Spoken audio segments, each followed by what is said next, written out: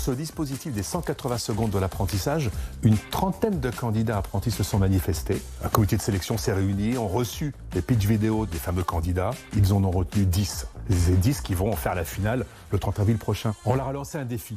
On leur a dit en 180 secondes, vous allez devoir rendre compte de la richesse de l'expérience que vous avez en tant qu'apprenti dans l'entreprise qui vous accueille, avec le maître d'apprentissage ou le dirigeant, et vous allez exposer en 180 secondes toute cette belle expérience devant une centaine de professionnels et responsables pédagogiques. Et par moments, effectivement, la magie opère, c'était un peu atone, un peu...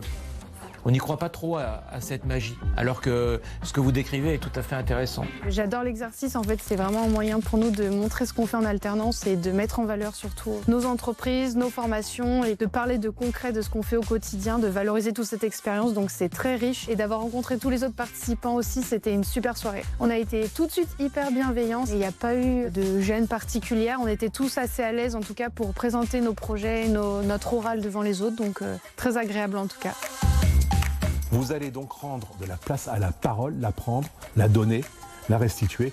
Et je trouve que cette relation à la parole, elle est d'autant plus importante dans un contexte où l'IA se prétend devenir de plus en plus un interlocuteur alternatif, alors qu'en réalité, dans les organisations, c'est bien la place de la parole et de l'humain qui aujourd'hui fera la compétition de demain.